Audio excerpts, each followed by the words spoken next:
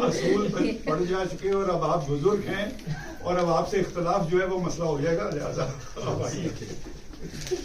بہت شکریہ.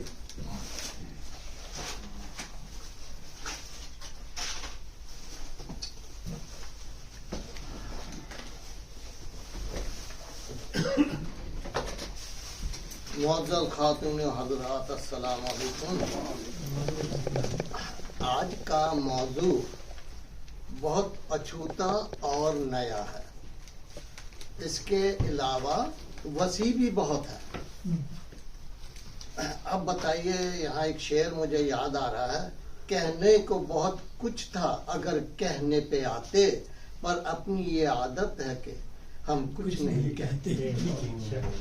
اس موضوع کی وجہ سے ہم نے اپنی عادت بدل لی آج، اس لیے تھوڑا بہت کہنا چاہ رہے ہیں. اچھا، اب یہ جو موضوع ہے، خطائے بزرگاں گرفتن خطاست، کہ اگر بزرگ خطا کریں تو اس پہ ہمیں ٹوکنا بھی نہیں چاہیے. مطلب یہی ہوا. اب یہ دیکھنا ہے کہ جی کون کون سی خطائیں وہ ان کو اجازت ہے کرنے کی، یہ سب سے پہلی بات. پھر یہ ہے کہ کس خطا کے اوپر ہمیں ٹوکنا چاہیے، یا جو ٹوکے اس کی کیا کوالٹی، کیا اس کا مطلب اسٹیٹس ہے، کیا وہ اس قابل ہے ٹوکنے کے لیے یا نہیں ہے. تو اس وقت میں کہتا ہوں بہت وسیع ہے. اب میں سمجھ نہیں آ رہی تھی مجھے کہ میں کبھی سوچ رہا تھا کہ اس کے خلاف لکھوں، کبھی دل کر رہا تھا کہ نہیں بھائی خلاف نہیں ہونا چاہیے، حق میں لکھو. خیر دونوں چیزیں سامنے میں نے رکھ کے کچھ پہلے کچھ لکھا، پھر اس کو چینج کیا، بدلا، پھر لکھا. اب مجھے خود سمجھ نہیں آ رہا کہ میں شروع کہاں سے کروں. اب یہ بتائے کہ میں شعر پھر کہوں گا اقبال کا، اگر ہنگامہ ہائے شوق سے ہے لامکاں خالی، خطا کس کی ہے یارب لامکاں تیرا ہے یا میرا. اب یہاں دیکھیے کہ شاعر کو، یہ شاعر جو ہے یہ اس کو اجازت ہوتی ہے جو مرضی کہہ لے، کوئی اس کی پکڑ نہیں ہوتی. تو اب یہاں بتائیے کہ اب خالق کو کے منہ پر یا خالق کے سامنے وہ کہہ رہا ہے کہ بتا خطا کس کی ہے. تو اب یہاں اس کا اب ہمیں کیا جواب دینا چاہیے کہ نہیں، یہاں پھر ہمیں خاموشی رہنا پڑے گا.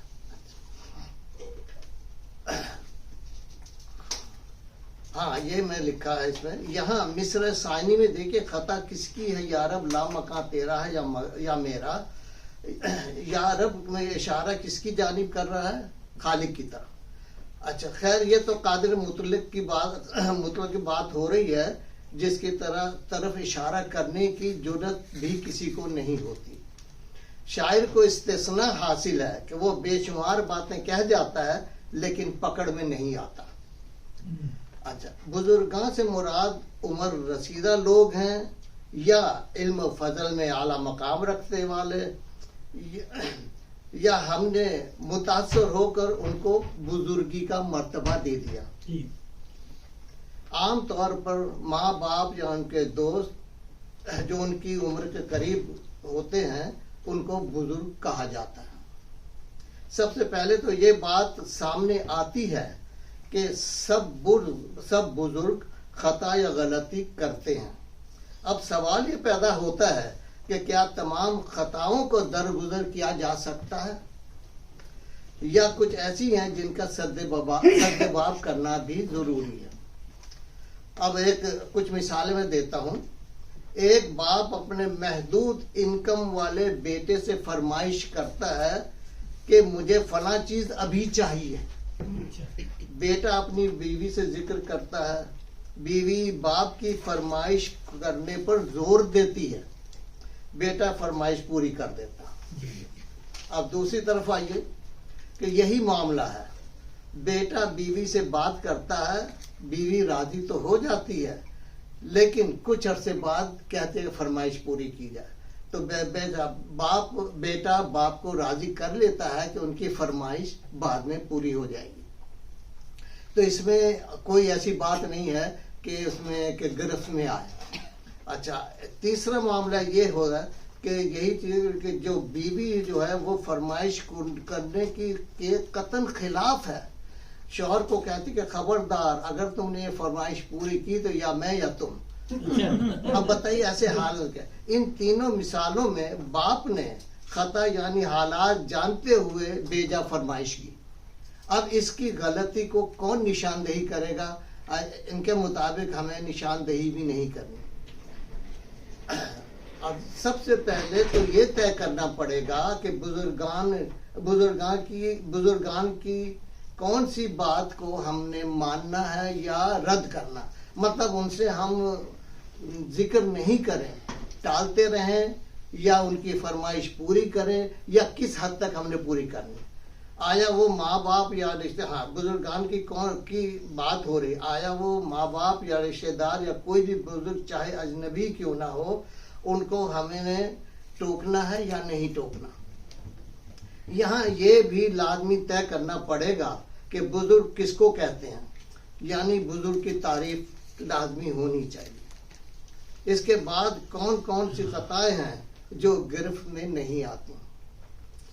جب یہ طے ہو جاتا ہے کہ کون بزرگ ہیں جن کی خطاؤں کو درگزر کر دیا جائے، پھر بزرگوں کی درجہ بندی کی ضرورت سامنے آئے گی.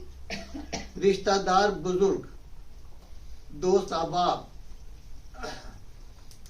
اور اس کے علاوہ اجنبی، ایرے غیرے نتھو خیرے.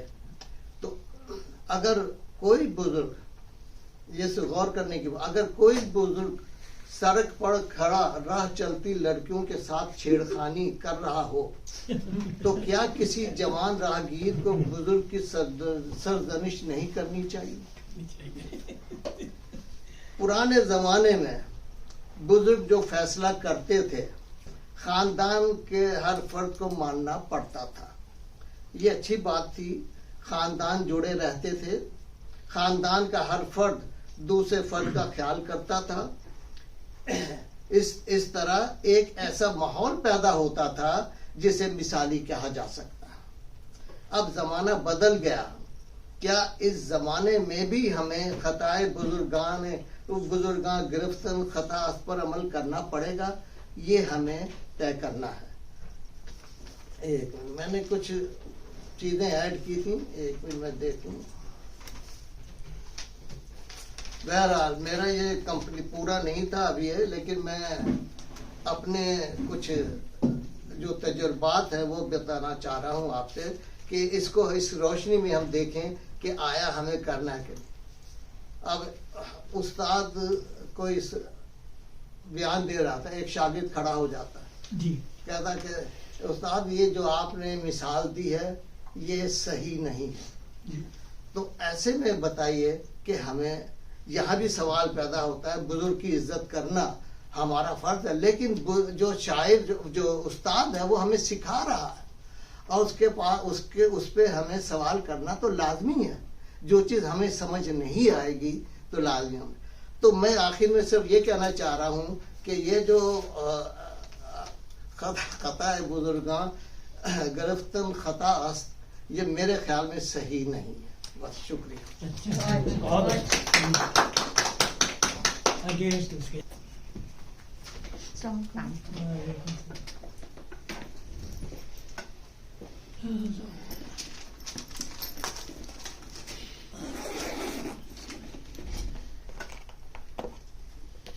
نائن 11 کا واقعہ ابھی نیا تھا اور حلقہ بزرگان میں انتہائی دلچسپی کا باعث تھا.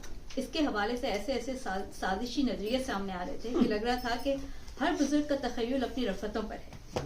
میری والدہ کے رشتے کے ماموں بھی ایک سے بڑھ کر ایک نظریہ پیش کر رہے تھے. ان کا کوئی سر تھا نہ پیر. گرمیوں کی تپتی دوپہر میں ماموں کے خیالات سب سے سننا میری قوت برداشت کا امتحان تھا. لیکن ہمیں بچپن سے سکھایا گیا تھا کہ خطائے بزرگاں گرفتن خطا، یعنی بزرگوں سے باز پرس کرنا غلط ہے. میں مہمان تھی، عمر میں اور رشتے میں ان سے بہت چھوٹی تھی، اور ادب کا مقام یہی تھا کہ میں ان کی ہر بات چپ چاپ سنوں اور اس کی تردید نہ کروں. ماموں نے بہت جوشیلے انداز میں کہا کہ آپ کے امریکہ میں ایک ریاست ہے نا مشیگن، اس کا دارالخلافہ ہے ڈیٹرائٹ. وہاں ہمارے ایک دوست ہیں جنہوں نے تحقیق سے یہ بات بتائی ہے کہ کوئی جہاز تھے ہی نہیں، عمارتوں کو بم سے اڑایا گیا تھا. اس پر میری قوت برداشت جواب دے. میں نے انتہائی رسان سے کہا मैं जहाज़ों और बमों के बारे में तो कुछ नहीं जानती, लेकिन मिशिगन का दारुल खिलाफा डिट्रॉइट नहीं है, लैंसिंग है। उन्होंने कहा लैंसिंग? नहीं नहीं, मिशिगन का डिट्रॉइट तो दारुल खिलाफा डिट्रॉइट ही है। अब मैंने जरा कतईयत से कहा, नहीं बड़े मामू, दारुल खिलाफा तो लैंसिंग ही है। मामू ने गुस्से से मेरी तरफ देखा और नागवारी से कहा, आप अमेरिका में चंद साल क्या रह ली, छोटे बड़े का अदब भी भूल गई। अब आप मुझे सिखाएंगी कि क्या सही है क्या गलत। वो तो भला हुआ कि उनकी बहू उसी वक्त नाश्ते की ट्रे लेकर आ गई, तो उन्होंने अपना गुस्सा समोसा और बेकरी के बिस्कुटों पर निकाल दिया। बाहर निकल के मेरे भाई ने फौरन मुझे टोका, आपी वहाँ और कौन सी बात साइंस के मुताबिक हो रही थी? बकौलियस्ली साहब, तुम्हें क्या जरूरत थी मामू के मुंह लगने की, तो तुमने दारुल खिलाफे की तस्वीर शुरू की। मैंने कहा देखो भाई, बाकी बातें सब उनकी नजरियात है, नजरिया तो जाती सोच है, इससे मेरा मुत्तफिक होना जरूरी नहीं। लेकिन जब उन्होंने एक हकीकत को गलत बयान किया तो मुझसे झुकना रहा क्या। मैंने उनकी कसूर की निशानदेही कर दी, लेकिन नरमी और प्यार से कहा था, उन्हें भी सुन लेना, मान लेना चाहिए था। आप ही, तुम्हें तो पता है ये बुजुर्गान अपने आगे किसी की नहीं सुनते और अपने आप को अक्ले कुल समझते हैं। अजहर फराक का वो शेर याद है ना, अजब मिजाज है अजहर मेरे बुजुर्गों का, कि हक पे बोलना तहजीब के मना। मैं सारे रास्ते यही सोचती रही, क्या वाकई हमारी तहजीब हमें ये सिखाती है कि हम बुजुर्गों को कभी किसी बात पर ना टोकें। इस उसूल की हद कहाँ से शुरू होती है और कहाँ पर खत्म होती है, इसका दायरा कार क्या है और किन हालात में इस तस्ना की गुंजाइश है। हाफिज शिराजी ने जब ये शेर लिखा होगा या मिसरा लिखा होगा, शेर था पूरा, तो उन्हें अंदाजा नहीं था कि ज़रबुल मसल बन जाएगा और मुबाहिसों का मौजू करार पाएगा, जिसकी मुवाफ़क़त या मुखालफत में दलाइल दिए जा सकते हैं। पहले ये वाज़ेह कर लिया जाए कि बुजुर्ग कौन है। मेरी दानिश में तो जो आपसे उम्र, रिश्ते या रुतबे में बड़ा है वो आपका बुजुर्ग है। अगर उसमें हुनर और सलाहियत है तो उसको भी मैं अगर वो हुनर और सलाहियत में भी आपसे बड़ा है तो उसको भी मैं बुजुर्ग में शामिल करूंगी। उम्र में बड़े बुजुर्ग तो यकीनन अपनी पिराना साली के बाइस लायक एहतराम होते ही हैं, इल्ला उनका शुमार उन बुजुर्गों में हो जिनका बकौल जोश साहब बाल बिल्कुल सफेद और नामा अमाल बिल्कुल स्याह हों। लेकिन ज्यादातर बड़ी उम्र के बुजुर्ग मासूम से बाबे ही होते हैं। उनकी अजमत और एहतराम का तकाजा यही है कि उनसे नरमी से पेश जाए और कोई ऐसी बात न की जाए जिससे उनकी दिल आजारी हो। इसलिए उनके नजरियात पर उनसे बहस करना गैर जरूरी है। हाँ, अगर वो हकायक को तोड़ मरोड़ कर बयान करें तो नरमी से उनकी तस्दीक कर दी जाए, मगर बेहतर है ये काम अलग हट कर किया जाए और इनसे पहले माजरत की जाए। इस तरह उनकी इज्जत नफ्स मजबूर नहीं होगी और नबी करीम सल्लल्लाहु अलैहि वसल्लम की इस हदीस की पैरवी भी हो जाएगी कि वो शख्स हम में से नहीं जो हमारे छोटों पर रहम नहीं करता और हमारे बड़ों का हक बुजुर्गी नहीं पहचानता। देख तिफ्ल के नादा कदर कर बुजुर्गों की, गुत्थियां न सुलझेंगी मजहका उड़ाने से। शकील बदायूनी ने ये शेर यकीनन उन बच्चों के बारे में लिखा होगा जो किताबें पढ़ पढ़ के बाप को खपती समझते थे। हर नस्ल को पुरानी नस्ल से बहुत शिकवा होता है और उनके ख्यालात और नजरियात को वो फरसूदा और क़दामत पसंद और यक जुम्बिश कलम गलत ही समझते हैं। अगर ये दुरुस्त भी हो तो बेहतर यही है कि इसका इजहार इसी सूरत में किया जाए जब ये इंतहाई जरूरी हो और इस अंदाज में किया जाए कि अनीस ठेस ना लग जाए आप दिनों को। बुजुर्गों के मनसब पर वो लोग भी आते हैं जो हमसे रिश्ते में बड़े होते हैं, जैसा कि हमारी जेठानी साहिबा जो हमसे 5 साल उम्र में छोटी है तो जेठानी। तो अब अगर वो कोई भी बात करें तो हम उसे चुपचाप सुन लेते हैं। तो अगर उन्होंने ये कहा कि आइसक्रीम पे डालने वाला कैरेमल क्रंच गोंद से बनता है तो हमने चुपचाप सुन लिया और मान लिया और उनसे इस बात में कोई बहस नहीं की। तो सिला रहमी का तकाजा यही है कि उनसे इन बातों पर बास परस्त ना की जाए, उनकी इस्लाह करते हुए नज़ाकतों का ख्याल रखना बहुत ज़रूरी है। और फिर उन लोगों का क्या जो आपसे मनसब और रुतबे में बड़े हों, अफसर की अगाड़ी और घोड़े की पिछाड़ी से तो डरना चाहिए, लेकिन इदारे के मजमूई मफाद में बेहतर यही है कि अगर अफसर आला से इख्तलाफ ज़रूरी हो तो इसका इजहार कर दिया जाए। ये काम हिकमत और अक्लमंदी से करना चाहिए कि सांप भी मर जाए और लाठी भी ना टूटे। इस तरह के अफसर का वकार मजबूर ना हो और वो इख्तिलाफ को अपनी अना का मसला ना बनाए, बल्कि इसे सेहतमंद तनकीद समझकर काबिल तवज्जो समझे और आपके उसकी नज़रों में आपका मुकाम बुलंद हो जाए। और आखिर में बस मैं आखिरी नुक्ता इस हवाले से पेश करूँगी कि क्या बड़े शोरा और बड़े अदीब के कलाम पर तनकीद जायज़ है? नक्कादों का तो ये काम ही है, इससे उनकी रोटी चलती है। लेकिन क्या एक आम कारी किसी मुस्तनद शायर या अदीब के कलाम में गलतियों की निशानदेही कर सकता है? कुछ लोगों ने गालिब और इकबाल के कलाम के मायब बयान करने में PhD के मकाले लिख दिए। क्या इसे बेअदबी समझना चाहिए या अदब की खिदमत? इसका सादा सा जवाब तो यही है कि बड़े शोरा और अदीब भी इंसान ही होते हैं और इंसान खता का पुतला है। उनका कलाम यकीनन गलतियों से मुबर्रा नहीं होता। अगर इन गलतियों की निशानदेही तनकीद बराए तनकीद के लिए की जाए तो ये चांद पर कीचड़ उछालने के मुतरादिफ है। इससे कोई फायदा हासिल नहीं हो सकता और ये रवैया नकात के लिए शर्मिंदगी का बायस है। लेकिन अगर ये काम खुलूस से नियत, आर्जी और ईमानदारी के साथ किया जाए तो इस तहकीक से आइंदा लिखने वालों की मदद हो सकती है, क्योंकि बड़े शोरा के काम को सनद समझा जाता है। इनके काम की अगर मायब बयान हो जाए तो कोई मुज़ायका नहीं, लिखने वालों को रहनुमाई हो जाएगी कि कहाँ इस्तिस्ना की गुंजाइश है, और वो ये भी देखेंगे कि कहाँ ऐप को इस कमाल से निभाया जा सकता है कि वो कलाम की खूबी बन जाए। मैं तो खुद बुजुर्गों की टीम का हिस्सा हूँ। बकौल यूसुफी साहब बुढ़ापा अपने शबाब पे है, इससे मैं नौजवान नस्ल से यही उम्मीद करूंगी कि वो नरमी और एहतियात और एहतराम के साथ मेरी ऐप यूज करें। चीनी और नुक्ता चीनी दोनों मुझे भी बहुत पसंद हैं, और दोनों के लिए मेरा भी यही रोना है कि छुट्टी नहीं है मुझसे काफिर लगी हुई। लेकिन इसका इस्तेमाल एहतियात, इख्तिसार और सवाबदीद के साथ किया जाए तो बेहतर है। और आखिर में नौजवान लड़कियों से मुझे ये कहना है कि अगर आपको तनकीद अपनी सास पर करनी है तो बहुत सोच समझ कर करें। बच्चों की तरबियत के सिलसिले में सास साहिबा के काम में कभी गलती ना निकालें, सबूत के तौर पे अपने शौहर को ना पेश करें। मार के जीतने के बजाय उनका दिल जीतें। अगर आपको यकीन भी हो कि वो गलत हैं तो दरगुजर करें और मसलहत कोशिश से काम लें। ज़हरे हलाहल को कभी कभी कन कहना पड़े तो कह दें। आपकी साफ गोई पर आपको कोई तमगा नहीं मिलेगा, लेकिन दरगुजर और अदब और लिहाज से अपने और बेगाने दोनों खुश हो जाए।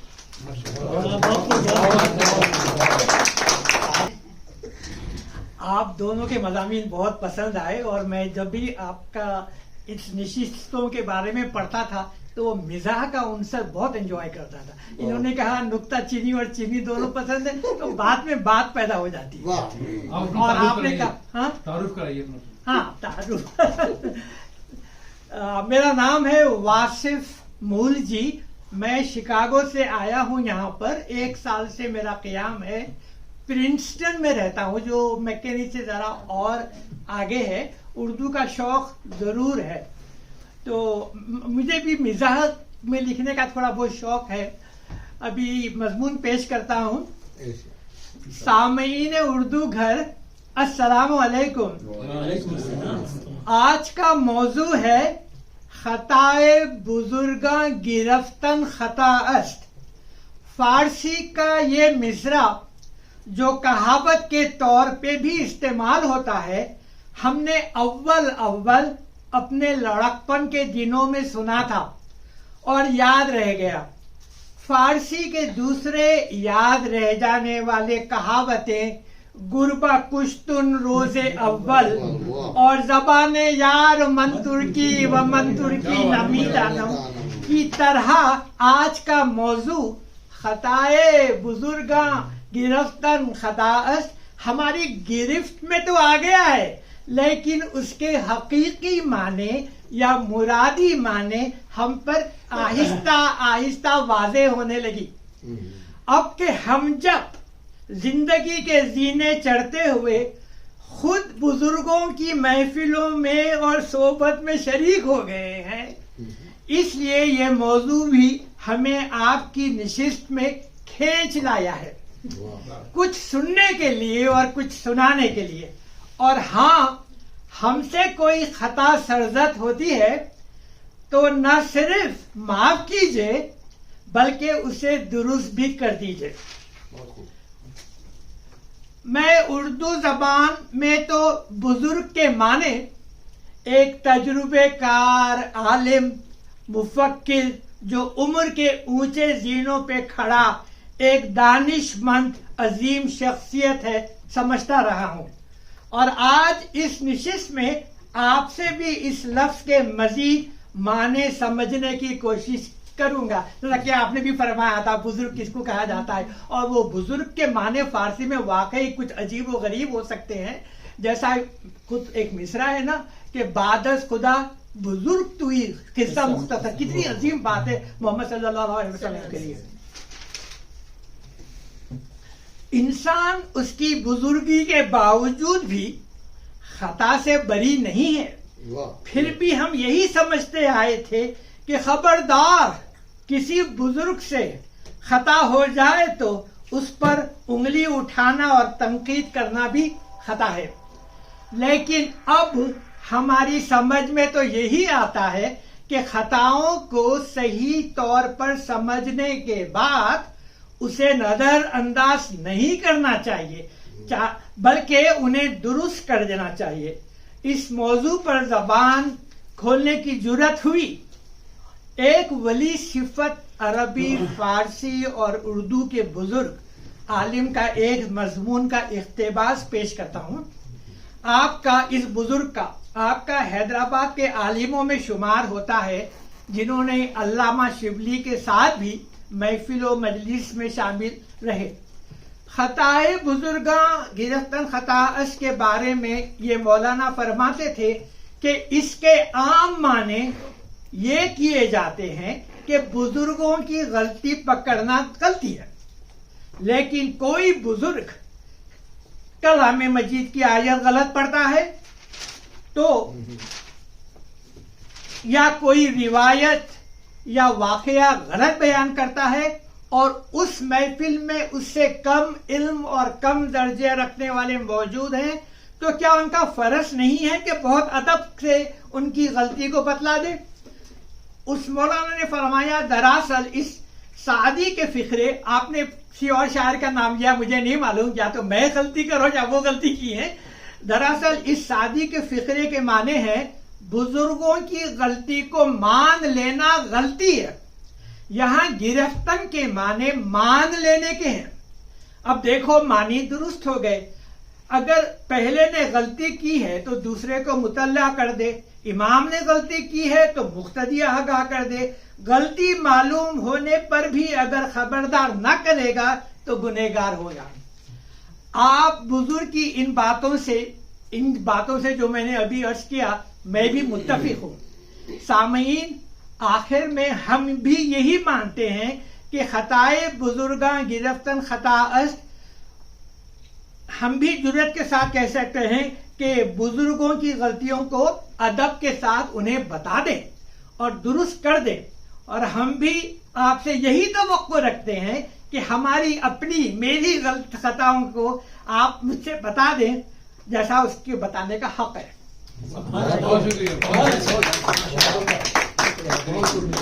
انداز خطابت بھی ماشاء اللہ. شکریہ. مجھے بڑی خوشی آپ لوگ سب تشریف لائے. خاص طور پر میں واسع بھائی آپ کا بہت شکر گزار ہوں. آپ کو واقعی جو طرز خطابت بہت اچھا ہے، مجھے بڑی خوشی ہوئی، بڑا مزہ آیا. بڑے واضح بات کرنے کا آپ کا سٹائل ہے، بہت اچھے آپ نے بات کی. یہاں پہ یہ اصل میں یہ جو موضوع تھا، میں ذرا ڈر رہا تھا موضوع سجیسٹ کرتے ہوئے. میں کئی برس سے میرے ذہن میں تھا یہ ابھی کوئی نیا نہیں ہے. کئی سالوں سے میں سوچ رہا تھا کہ اردو گھر میں سے بات ہونی چاہیے، لیکن مجھے نہیں پتا تھا اس پہ رسپانس کیسا آئے گا. لیکن جب میں نے ڈالا اس پہ اور جو آپ لوگوں کا رسپانس آیا تو مجھے بڑی خوشی ہوئی کہ بھائی لوگوں نے اسے مثبت طور پہ دیکھا ہے. کافی باتیں ہو چکی ہیں، کئی باتیں ہو جائیں گی. میں کچھ لکھ رہا تھا لیکن وہ لکھ نہیں سکا میں مکمل. تو میں ان کا صرف میں کل ہمارے گھر میں جب طوفان آیا تھا تو ہمارے یہاں پورے محلے کی انٹرنیٹ اڑ گیا. تو میں کچھ لکھ رہا تھا کمپیوٹر میں، نے کہا پرنٹ آؤٹ کر لوں گا، تو پرنٹ آؤٹ بھی نہیں لے سکا میں. تو باہر میں نے اس کو کچھ کیمرے سے کچھ تصویریں لے لی، میں نے جو لکھا تھا اس کا. تو میرا بزرگ وہ ہے جو عمر میں یا رتبے میں مجھ سے آگے ہے. ان میں وہ مرحومین بھی شامل ہیں جو اگر آج حیات ہوتے تو عمر میں مجھ سے بڑے ہوتے. عمر کا پیمانہ تو آسان ہے، مگر لیکن بزرگانہ درجہ بندی کا تعین کسی حد تک معاشرہ اور مذہب بھی کرتا ہے. اور ضروری نہیں کہ میرے بزرگ آپ کے لیے بھی بزرگ ہوں اور جو آپ کے لیے بزرگ ہوں وہ میرے لیے بھی برگزیدہ ہوں. اور یہ بھی حقیقت ہے کہ رشتوں اور رتبوں کے مدارج میں اب میں بذات خود کئی لوگوں کا بزرگ ہوں. لہذا بزرگوں کی غلطیوں کی بابت بات کرنے سے پہلے اس مقولے یا مصرے یعنی خطائے بزرگاں گرفتن خطا ہس کے فاعل اور مفعول بے دونوں ہی کے زاویوں کا ادراک کیا جانا چاہیے. مختلف نسلوں کے درمیان اقدار و خیالات اختلاف ایک فطری بات ہے. مختلف فکر رکھنا خطا نہیں. جنریشن گیپ کی وجہ سے غلط فہمی کا ہونا بھی خطا نہیں. خطا وہ قول یا عمل ہے جس سے نقصان ثابت ہو چکا ہو یا نقصان ہونے کا احتمال غالب ہو. بزرگوں کی خطا کی گرفت کرنے کا مطلب یہ ضروری نہیں کہ کسی عمل کے لیے ہم اس بزرگوں کو مورد الزام قرار دیں، کیونکہ یہ ممکن ہے کہ جب بزرگوں نے کوئی بات کی ہو تو اس وقت کے زمینی حقائق اور علم کے لحاظ سے درست ہو، لیکن البتہ وقت اور بدلتے حالات اور حقائق اس بات کو غلط ثابت کر دیں. انگلش میں کہتے ہیں ہینڈ سائٹ از 20/20. یعنی ماضی میں رونما ہو جانے والے بات واضح رہتی ہے. اگر مستقبل کا علم ہو تو تقصیر کے امکانات کم ہو جاتے ہیں. لہذا بزرگوں کی لغزشوں کی بابت مجرم اور خطا کار میں ایک تفریق لازم ہے. نجی معاملات میں بزرگوں کی خطا گرفت کرنے کی بات الگ ہے اور اجتماعی معاملات کی خطاؤں کی گرفت کی بات الگ ہے، مختلف ہے. میں یہ سمجھتا ہوں کہ اگر نجی معاملات میں بزرگ کوئی غلطی کرتے ہیں تو اس کی نشاندہی ضروری نہیں، خاص طور پر اگر اس سے خطا سے کسی نقصان کا اندیشہ نہیں. اس کے بارے میں پھر میں بعد میں بات کروں گا. مشرق کے فلسفے اور آفاقی اور اکتسابی مذاہب میں معاشرے کو فرد پر فوقیت حاصل ہے. یعنی موج ہے دریا میں، بیرون دریا کچھ نہیں. اور صدیوں سے ہمارا معاشرہ اسی اصول پر قائم ہے. اس کے تحت ہم سب سے توقع کرتے ہیں کہ ہم ماں باپ کی اطاعت، اساتذہ کا احترام اور بزرگوں کی عزت کریں گے. اس کے برعکس مغرب میں فرد کو جماعت سے زیادہ اہمیت حاصل ہے. اس وجہ سے مغربی معاشرے میں بتدریج خاندانی رواداری کم ہو رہی ہے اور انفرادیت اور معاشرتی اور مذہبی تنقید خوب پھل پھول رہی ہے. برے صغیر میں انگریزوں کی آمد کے ساتھ مغربی فلسفے کے اثرات بھی ہم پر آئے اور لوگوں نے شاید پہلی بار اپنے بزرگوں پر نکتہ چینی کی ہو تو اسے ایک طرح کی باغیانہ سوچ قرار دیا گیا. تبھی اکبر الہ آبادی کہہ گئے کہ ہم ایسی کل کتابیں قابل ضبطی سمجھتے ہیں کہ جن کو پڑھ کے لڑکے باپ کو خپتی سمجھتے ہیں. والد کو خپتی سمجھ جان لینا یقیناً نامناسب رویہ ہے، لیکن اگر کتابیں بزرگوں کی غلطیوں کی نشاندہی کر رہی ہیں تو وہ قابل ضبطی نہیں.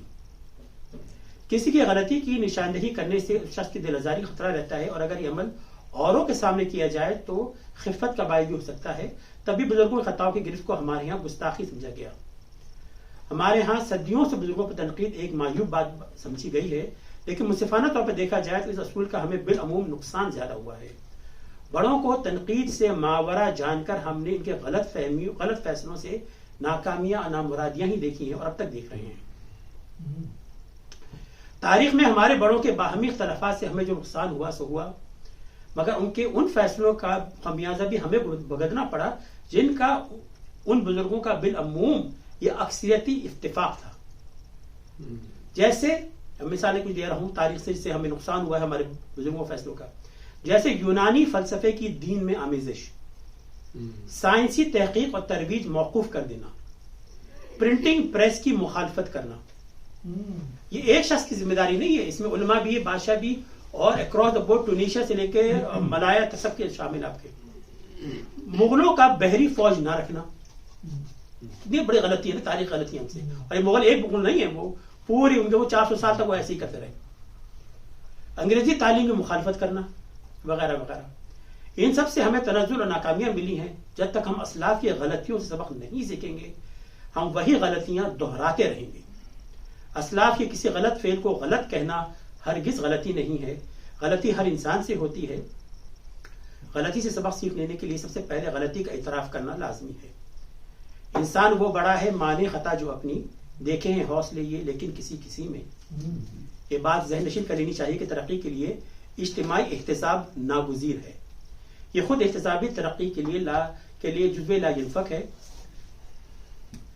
لیکن ہمارے یہاں یہ خود احتسابی کا عمل نہیں کیا جاتا ہے. بحیثیت مسلمان بھی اگر دیکھیں تو ہمارے صرف رسول اللہ کی ذاتی غلطیوں سے پاک ہے. کیونکہ جیسے ابھی واسف بھائی نے پڑھا کہ بعد خدا بزرگ تو ہی قصہ مختصر، آپ کی ذات کے علاوہ ہر انسان مذہب کی سمجھ یا ترویج میں غلطی کر سکتا ہے.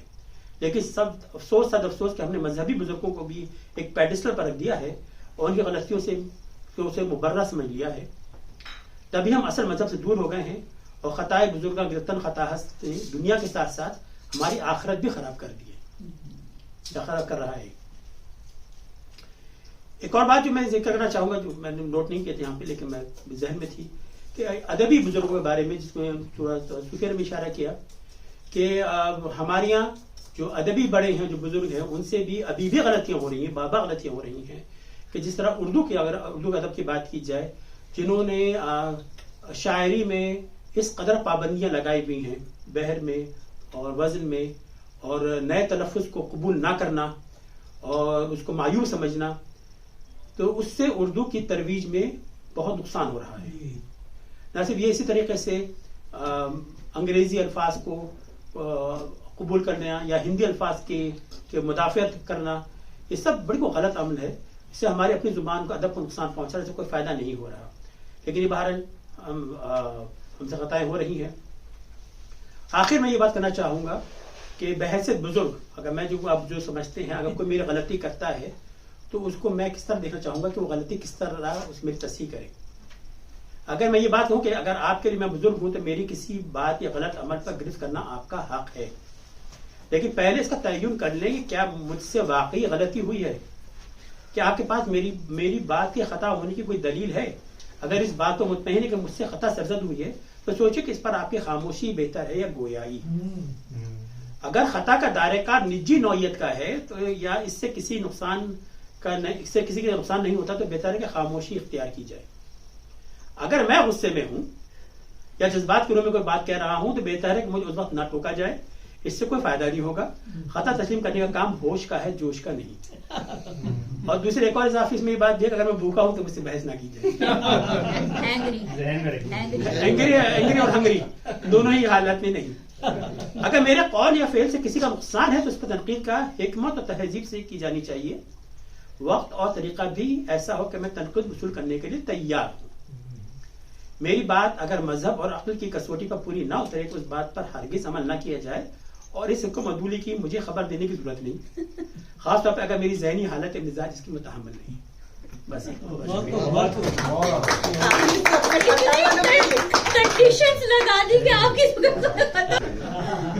آپ سب اب آپ کو السلام علیکم ورحمۃ اللہ. بہت بہت شکریہ. میں تو طالب علم ہوں، آپ سب سے میں سیکھنے آتا ہوں بنیادی طور پر.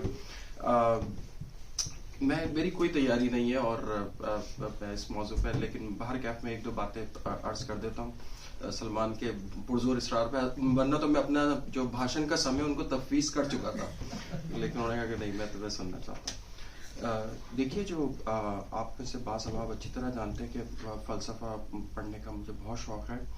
ہم جس تہذیبی بحران کا شکار ہیں اس تہذیبی بحران میں جب میں اس کے اوپر بحیثیت طالب علم کے غور کرتا ہوں تو مجھے یہ ایسا محسوس ہوتا ہے کہ ہمارے زوال میں ایک جو ہماری جدید تعلیم سے دوری، مذہب کے مرکز و محور جو ہماری نظریاتی کتاب ہے اس سے دوری، اس کے علاوہ عملی طور پہ کیا اس میں ہمیں مطلب کیا وجہ پیدا ہوئی. تو میں یہ سمجھتا ہوں جو ہمارے تربیت کے مراکز تھے وہ ختم ہو گئے. گھر تھا تربیت کا مرکز، ختم ہو گیا. اساتذہ ہماری تربیت کرتے تھے، ختم ہو گیا. محلے کا چبوترا تربیت کرتا تھا، ختم ہو گیا. مجھے درزی کی دکان پہ ایک دفعہ کپڑے لے کر گئے، ماموں کے ساتھ تھا، تو وہاں پہ ایک لڑکا سگریٹ پی رہا تھا اور اس نے مجھے صرف سلام کیا جبکہ کرکٹ کھیلتے تھے. تو ماموں نے بعد میں مجھ سے کہا کہ میں آئندہ اس کے ساتھ تمہیں نہیں دیکھوں. تو مجھے بڑی حیرت ہوئی. لیکن پھر مجھے اب آج وہی بات سمجھ میں آتی ہے کہ جو ٹوکنے کی جو عادت تھی، جو روایت تھی نا، اس کے ختم ہونے کی وجہ سے ہماری تہذیب میں تربیت کا پورا مطلب جو انسٹیٹیوشن تھا وہی ختم ہو گئی. تو آج اب حالت یہ ہو گئی ہے، ٹھیک ہے اس محاورے پہ ہم گفتگو کر رہے ہیں، میرا نقطہ نظر تو آپ کے سب کے علم میں یہ ہے کہ میں ہمیشہ تنقید کو ہی درست سمجھتا ہوں. اور تنقید کو میں اس لیے درست سمجھتا ہوں کہ تنقید سے ہی، اگر تنقید نہیں ہوگی تو علم کیسے آگے بڑھے گا. صرف تنقید سے ہی علم آگے بڑھ سکتا ہے، تنقید کے علاوہ تو علم کبھی بڑھ ہی نہیں سکتا آگے، کسی حال میں بھی نہیں بڑھ سکتا. اور اس کی میں بہت ساری مثالیں بھی آپ کے سامنے سردست عملی مثالیں بھی پیش کر سکتا ہوں. لیکن جو جس تہذیبی بحران میں ہم شکار ہیں، میری بیٹی نے ایک دن مجھ سے کہا واٹس اپ ڈیوڈ، تو میرے والد صاحب نے اس کو ٹوکا اسی وقت، بیٹا یہ بات کرنے کا یہ اس طرح بات نہیں کرتے بڑوں سے. تو اس نے اپنے کہا کہ میں تو اچھے اس میں کہہ رہی ہوں، مطلب میں تو کوئی بابا کو کوئی بری بات تو نہیں کری. لیکن میرے والد صاحب نے کہا نہیں بیٹا ڈیوڈ نہیں بولتے باپ کو، اور بڑی بھی نہیں بولتے، بابا جان بولتے ہیں یا بابا بولتے ہیں. کہنے کا مقصد یہ کہ ہمیں یہ اس جو جدید تہذیب کے اندر جو فریڈم آف ایکسپریشن ہے اور جو کہنے کی آزادی ہے اور جو ہمارے بچوں میں یہاں پہ پیدا ہو رہی ہے وہ درست ہے، وہ کوئی غلط نہیں ہے. لیکن صرف اور صرف ہمیں ایک چیز کو خیال رکھنا چاہیے کہ ہم بچوں میں، اپنے بچوں میں خاص طور پہ بالخصوص یہ بات پیدا کریں کہ بیٹا دیکھو آپ اختلاف کیجئے، آپ مجھ سے بھی اختلاف کیجئے، آپ اپنی امی سے بھی اختلاف کیجئے، آپ اپنے جو پیئرز ہیں ان سے بھی اختلاف کیجئے، لیکن اس اختلاف کے یا تنقید کے شائستہ اور شگفتہ اسلوب ہوتے ہیں. اس شگفتہ اسلوب کے دائرے میں رہتے ہوئے آپ اختلاف کیجئے. امام بخاری سے اختلاف کیا تھا تو امام مسلم پیدا ہوئے نا. इमाम अबू हनीफा से इख्तिलाफ किया था तो फिर इमाम मालिक पैदा हुए ना, ऐसा इमाम शाफी पैदा हुए ना, वरना तो झींगा पूरी जिंदगी खा ही नहीं सकते थे, ठीक है ना। वो तो एक मुसीबत ही रहती, इख्तिलाफ पैदा हुआ तो उसमें खैर का पहलू निकला, राइट। तो आप जब इख्तिलाफ के अमली पहलुओं को देखेंगे तो उसको आज के मौजूदा दौर तक आने तक, वो जो पिछली 5000 साल की रिवायत है, तो आपको हमेशा उसमें खैर का पहलू निकलेगा। लेकिन जो इख्तिलाफ शगुफ्ता और शाइस्ता दायरे से बाहर हुआ, उसके तरफ बेहतरीन इशारा कर दिया रिजवान भाई ने और सोफिया जमीर साहिबा ने भी कर दिया कि उसके क्या मज़ाहिर हैं इस वक्त हमारे सामने हैं, जिनको हम सरेदस्त, जिनके नताइज को भुगत रहे हैं। लेकिन जो इख्तलाफ शाइस्ता और शगुफ्ता हुदूद के दायरे में हुआ, उससे तहकीक के नए पहलू निकले, और उस तहकीक के जो समर हैं इस वक्त, जो फ्रूट्स हैं, वो भी हम देख रहे हैं। तो ये हमेशा इस बात को जहन में रहना चाहिए कि ठीक है, बुजुर्गों की मेरा नुक्ता नज़र ये है कि वो तनकीद भी कर सकते हैं, उनकी बात को सुनना चाहिए, उसमें खैर होती है अल्लाह ताला की तरफ से। लेकिन अगर आपको कोई बात दुरुस्त नहीं लगती है तो आप बिल्कुल एक शाइस्तगी के साथ आप उनसे इख्तलाफ कीजिए, अपनी बात को पेश कर दीजिए, और फिर उनका फैसला जो अल्लाह ताला की तरफ से खैर होगी उसमें इंशाल्लाह बेहतरी होगी। ये मेरा नुक्ता नज़र। आप लोग सब माशाल्लाह सब अरबाब में हल्लो अक़द है, अहले दानिश है, आपसे सुनने आता हूँ मैं, मुझे कहा जाता है कि मैं भाषण दूँ। ठीक है सलमान, आज तो हमने सीखा है आपसे, माशाअल्लाह, बहुत खूब। अच्छा एक्सटेम्पोर बोलना इतना अच्छा इजी नहीं। बहुत शुक्रिया। ऐसा ना होता तो मूसा अलैहिस्सलाम जाके फिरौन से कुछ ना कहता, और इब्राहिम अलैहिस्सलाम जाके अपने बाप से कुछ ना कहता, लेकिन उसने भी एंड ये था कीलुन सलामन सलाम। चलो, इख्तलाफ होना लाजमी है तो ताकि आगे बढ़ सके, मतलब इंसानियत। इख्तलाफ नहीं होगा तो कैसे बढ़ेगी? स्वामी ने चक्का मारा। जी अस्सलाम वालेकुम हाज़रीन महफिल। कोई मजमून नहीं है, कोई तैयारी नहीं है, और ख़ास तौर पे इतने उम्दा तैयार किए हुए मज़ामीन के बाद तो मैं अच्छा ही हुआ कुछ लिख के नहीं लाया। तो मेरे पास ये बहाना है कि मैं तो ऐसे कुछ ख्यालात थे वो पेश कर दिए। तो कुछ चीज़ें मेरे ज़हन में आई थी। ये बहुत बड़ा, बहुत वसी मौजू है, और रिजवान साहब बहुत ही अच्छा किया आपने इसको सजेस्ट किया। पहले ही कर देना चाहिए था, क्योंकि मेरा नहीं ख्याल कि इतना कॉन्ट्रोवर्सल है जितना आप शायद इमेजिन कर रहे हैं। तो बहरहाल अगेन बिल्कुल कुछ मैंने बस पॉइंट्स लिखे हुए हैं जिनके ऊपर मैं थोड़ा सा अपना ज़ाहिर ख्याल करूंगा, इंशाअल्लाह हम सिलसिला आगे बढ़ाएंगे। तो जो एक बात जिसकी तरफ सोफिया ने भी इशारा किया कि ये जो गिरफ्त करने की बात है आजकल बुजुर्गों की बातों को, खासतौर पर फैक्चुअल, वो इंटरनेट के बाद ज़्यादा मसला हो गया। इससे पहले अगर आप सोचें जिस दौर का ये मकाला है, तो एक उम्र लग जाती थी किसी फैक्ट को डिस्कवर करने में, लाइब्रेरीज का एक्सेस नहीं था, इंफॉर्मेशन नहीं थी। तो आज यकीनन अगर कोई दावे से डिट्रॉइट को कैपिटल कह रहा है तो उसको तैयार रहना चाहिए कि एक लम्हा नहीं लगेगा कि उनको कोई भी उनकी तस्दीक कर दे। तो फिर बात ये फैक्चुअल एरर्स आज के दौर में करना, चाहे वो कोई अपनी राइटिंग में कर रहा है या अपनी डिस्कशन में कर रहा है, वो बहुत आसान है इसकी तरदीद, और मेरे ख्याल से लोग इससे इसीलिए थोड़े से मोहतात वैसे ही रहने लगे। और खासतौर पर जो आज के मुस्तकबिल में जो बुजुर्ग होंगे, जो सीनियर्स होंगे, उनको ये बात पता है कि because of the availability of information कि इस तरह बात नहीं कर सकते। तो बात रह जाएगी फिर कॉन्स्पिरेसी थ्योरीज तक, बात रह जाएगी अपने नजरियात तक। उसमें ऑब्वियसली आप एक हद तक ही किसी के ऊपर गिरफ्त कर सकते हैं। तनकीद बहुत आसान है, और रिजवान भाई आपने इसके ऊपर वो किया, पॉइंट किया कि हाइंडसाइट में 2020 लगती है। तो आज हालांकि हमने पॉलिटिक्स और मजहब को मुस्तशना करार दे दिया है, मगर अगर हम आज पुरानी पॉलिटिक्स इवन 20-30 ईयर्स अगो के फैसलों के ऊपर नजरसानी करें तो हैरत होती है कि ऐसा फैसला कोई कैसे कर सकता है। हालांकि उस वक्त का फैसला उस वक्त के वक्त के धारे और उस वक्त के काजों के हिसाब से लिया जाता है। उसमें बड़ी बड़ी हस्तियों के नाम ले सकते हैं आप, उसमें मौलाना आजाद से लेके लियाकत अली खान, लेकिन बहरहाल वो हमें जहन में रखना चाहिए। एक और बात जो इसको लेके आप जिक्र कर सकते हैं वो अदब के हिसाब से। आप लोगों को शायद याद हो थोड़ा अर्सा पहले बिल्कुल प्योर अदबी नजर से उसको देखा जाए तो जफर इकबाल, जिनको लोग बहुत जदीद शायरों में जिनका एक बड़ा नाम है, मैं ज़ाती तौर पर उनको इतना बहुत ज़्यादा पुरस्कार नहीं हूँ, उन्होंने एक मजमून लिखा था मीर की शायरी का मलबा। तो मीर की शायरी का मलबा में सिर्फ ये पॉइंट उन्होंने रेस किया था कि भाई मीर का असल जो अच्छा कलाम है वो 100-200 सफ़ात से ज़्यादा का नहीं है। तो उसके जो बाकी बेकार कलाम, उसमें बहुत सख्त उन्होंने अल्फाज इस्तेमाल किए थे, ये 10-12 साल की बात हो गई। तो इसको हटाया जाए।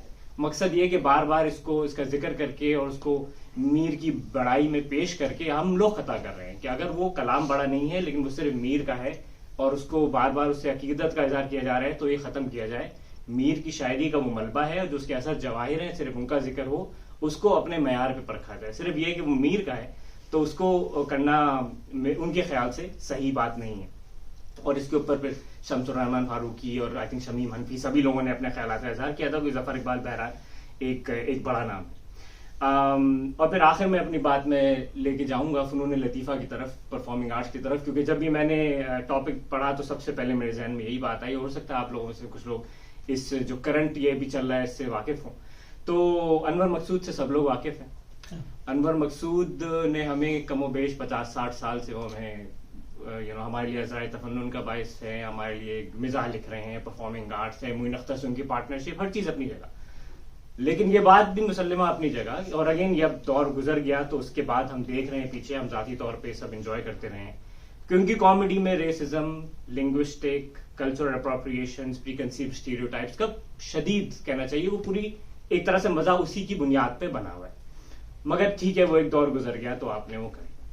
ایک اور صاحب ہیں جو آج کل جو کنٹروورسی چل رہی ہے ایگزیکٹلی اس کے اوپر, وہ ہے شہزاد غیاث. شاید آپ لوگ جانتے ہو, پاکستان ایکسپیرینس کی پوڈ کاسٹ کرتے ہیں. تو پچھلے دنوں انہوں نے اسٹیج کے اوپر, اور 2-3 لوگ اور بھی بیٹھے ہوئے تھے, اس بات کی نشاندہی کر دی کہ یہ جو ہمارے بڑے ہیں جس میں معین اختر اور انور مقصود شامل ہیں, جن کا کام ہمیں بہت پسند ہے, ہمارے لیجنڈز ہیں نو ڈاؤٹ, لیکن اگر 1971 کے بعد بھی معین اختر اپنا رنگ تھوڑا کالا کر کے ایسٹ پاکستان بنگالیوں کی نقل اتار کے مذاق اڑا رہے ہیں تو that's not really something that we should be proud of. تو ان کا کہنا یہ ہے, ان کا پوائنٹ آف ویو یہ ہے کہ بھائی اگر آپ نے ایک قوم کے ساتھ ظلم کیا, اس کے سب کو پتا ہے اب کیا ہوا تھا, تو کہنے کی ضرورت نہیں ہے. اور آپ 2004 میں بھی یا 2005 میں بھی وہی مذاق کر رہے ہیں تو آپ اپنے دیکھنے والوں کے ساتھ زیادتی کر رہے ہیں. اور یہ بات میں پوائنٹ کر رہا ہوں اور اسٹیج پہ پوائنٹ کیا انہوں نے, اور ویسے میں ان کا بہت بڑا مداح ہوں, لیکن جہاں غلطی ہے میں غلطی پوائنٹ کروں.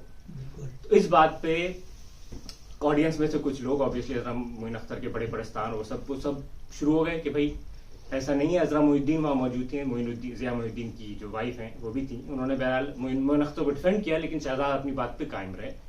اور بعد میں شہزاد کے خلاف کیمپین چل رہی ہے کہ بھائی شہزاد کو اپنی اوقات یاد رکھنی چاہیے, یہ تو ہمارے لیجنڈز ہیں.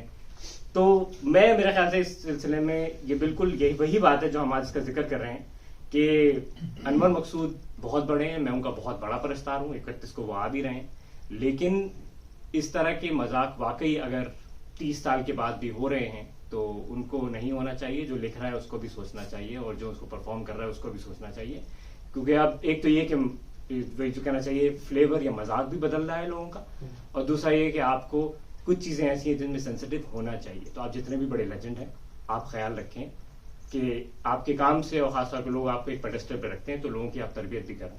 تو اینی ویز یہ لیٹسٹ ہے جو ابھی بھی چل رہی ہے, اس کے اوپر کافی لیدے ہوئی ہے, تو فالو کرنا چاہیں تو کر سکتے ہیں. میں بس یہی کہنا چاہوں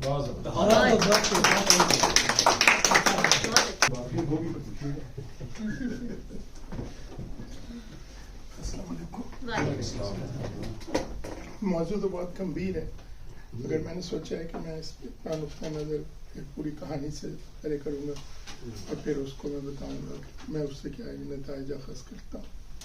تو تھوڑی سی وضاحت کر دوں کہ پلیٹلیٹس, ڈاکٹر بشیر بیٹھے بھی ہوئے ہیں, پلیٹلیٹس باڈی میں وہ سیل ہوتے ہیں جو کہ کلاٹنگ میں ہیلپ کرتے ہیں. اگر آپ کو کہیں کٹ آ جائے تو باڈی جو انٹرنلی اس کٹ کو اسٹاپ کر دے. تو کوشش میں کروں گا کہ آپ لوگوں کو بالکل نہ پتہ چلے میں کس کی بات کر رہا ہوں, اور اگر خدا نخواستہ سمجھ میں آ جائے تو مجھے معاف کر دیں. تو پیشنٹ تھی میری, تو ان کو اچانک کانسٹیپیشن کی شکایت ہو گئی. تو میرے بھی تھی, میں تو کارڈیالوجسٹ تھا. اس کے بعد انہوں نے گیسٹرو کو دیکھا, وہ پہلے گیسٹرو کو انہوں نے 15 منٹ میں فائر کر دیا, کہتے ہیں یہ تو کسی کام کرے. پھر دوسرے گیسٹرو کو دیکھا, اس کو بھی انہوں نے تیسری میٹنگ میں فائر کر دیا کہ یہ بھی بالکل نالائق ہے. اس طرح کرتے کرتے انہوں نے 6 گیسٹرو کو دیکھا, اور کچھ ان میں سے میرے جاننے والے بھی تھے اور وہ نالائق قطعاً نہیں تھے, مگر انہوں نے کہا یہ سارے نالائق. اس کے بعد وہ آئیں دیکھنے, تو میں نے کہا کیا حال ہے, تو کہتی ہیں الحمدللہ میں نے طب نبوی سے اپنا علاج کر لیا اور میں بالکل ٹھیک ہوں. تو میں نے کہا اچھا وہ کیا, کہتی ہیں وہ کوئی صلاح ہوتی ہے, کوئی جڑی بوٹی ہے. तो कहती है मैंने वो मक्का से मंगाई थी और मैंने वो लेनी शुरू कर दी है, बिल्कुल सेट। मैंने कहा अच्छा, तो जो आप पूछ रहे हैं मैं क्या कर सकती हूँ। उसके बाद अचानक उन्होंने अपना ब्लड टेस्ट कराया, प्लेटलेट नॉर्मल होता है 200,000, लेस देन 30,000 में ये डेंजरस हो जाते हैं।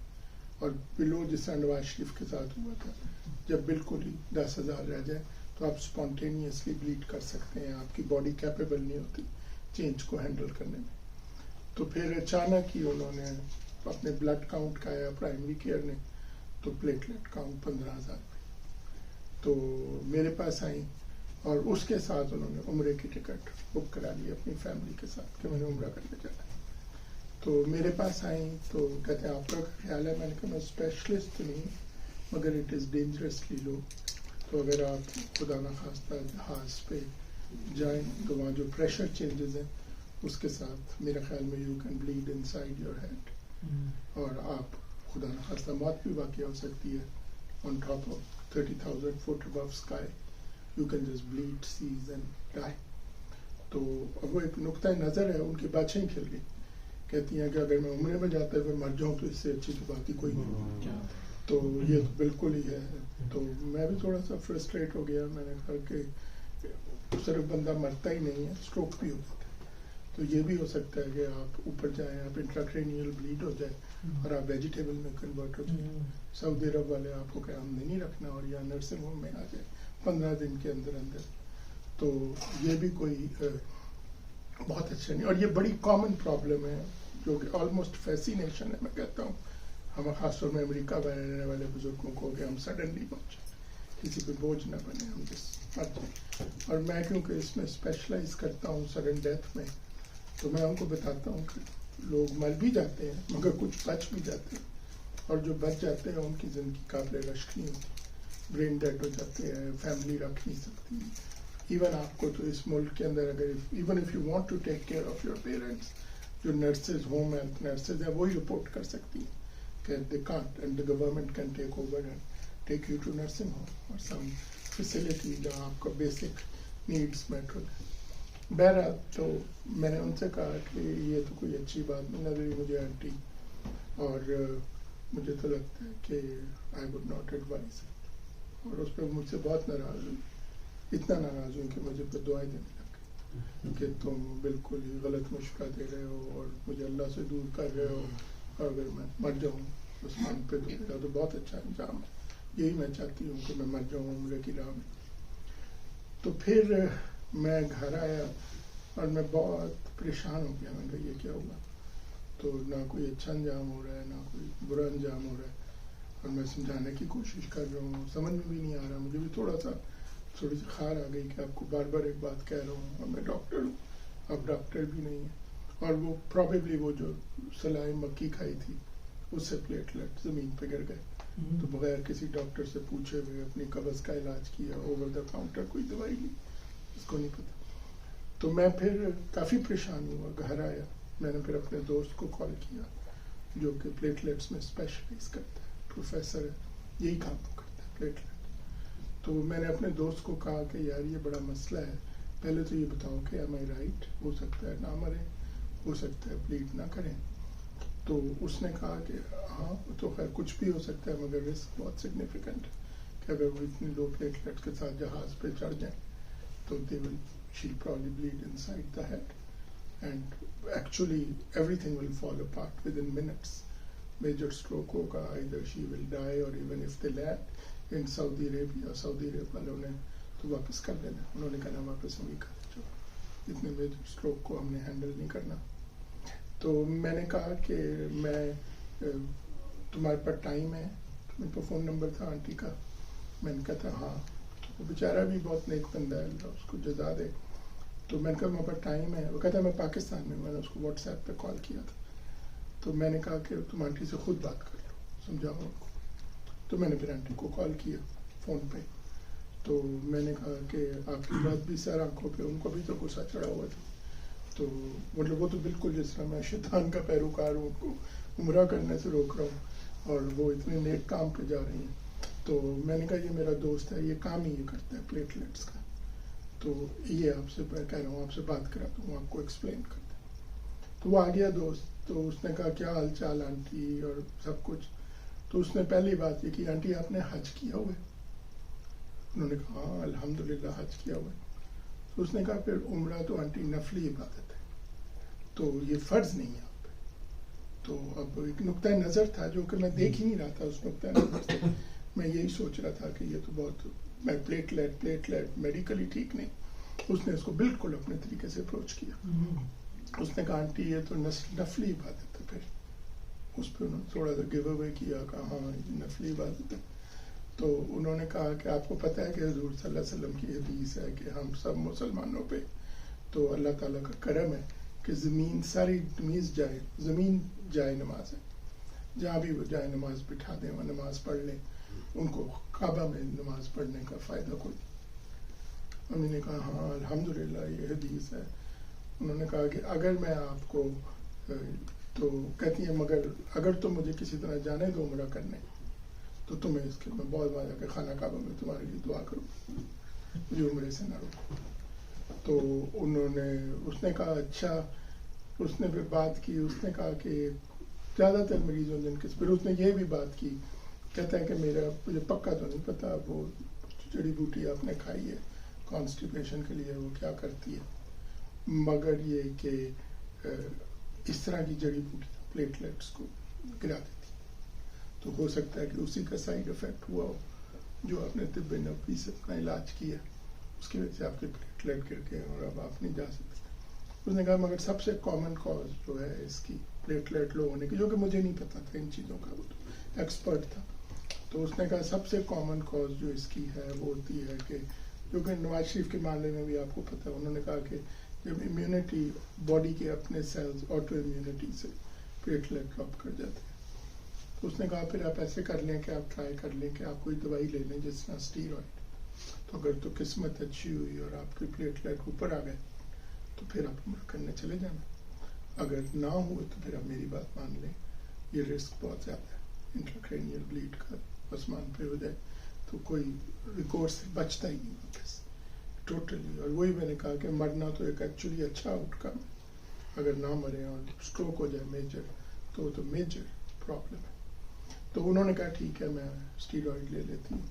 تو انہوں نے اسٹیرائڈ لیے, ان کے پلیٹلیٹ اوپر آ گئے اور پھر وہ عمرہ کرنے چلی گئی. واپس آ کے انہوں نے بے شمار دعائیں دی میرے دوست کو کہ بھائی اللہ تمہارا بہت بھلا کرے, ہاتھ اٹھا اٹھا کے میں نے تمہارے لیے کعبے میں دعائیں کی وغیرہ. تو میرا خیال ہے یہ بیسیکلی اس چیز کے ساتھ کئی پہلو ہیں جو کہ آپ کو سمجھنے چاہیے. ایک تو یہ کہ جو مجھے بھی نہیں پتا تھا مگر دوسرے کا نقطۂ نظر بھی دیکھنا چاہیے. میں نے صرف یہی سوچا کہ پلیٹلیٹ لو ہے, یہ تو بالکل بیوقوفوں والی بات ہے. مگر میرا دوست جو کہ ایکسپرٹ تھا ان چیزوں کا, اس نے ان کو بالکل ان کے نقطۂ نظر سے انالائز کر لیا کہ عمرہ جانا کتنا ضروری ہے ان کے لیے. تو جب اس نے ان کے نقطۂ نظر سے انالائز کیا تو اس نے فوراً ایک بالکل جائز بات کر دی کہ آپ نے حج کیا ہوا ہے. تو انہوں نے کہا ہاں کیا ہوا ہے. آنٹی نے کہا ہاں میں نے حج کیا ہوا ہے. تو وہ کہتا ہے کہ اگر آپ نے حج کیا ہوا ہے تو پھر عمرہ تو نفلی بات, جو کہ پوائنٹس آف ایگریمنٹ, کسی کی غلطی کو پکڑنا میں نے بھی سیکھا کہ کسی کو غلطی کو پکڑنا آسان نہیں. اس نے بالکل ان کو ایگری کرا دیا, بات شروع ہی وہاں سے کی جہاں سے وہ ایگری کر گئی فوراً, بجائے اس کے کہ وہ لمبی کہانی ڈال دیتا اور پلیٹلیٹس کے اوپر لیکچر دیتا.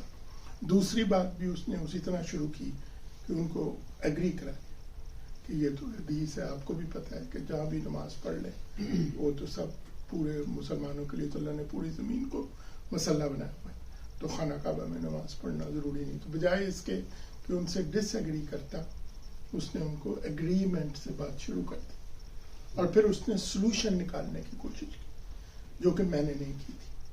تو میں نے بالکل ہی کہا تھا کہ اس پلیٹلیٹ کے ساتھ کوئی جسمان بھی نہیں جا سکتا.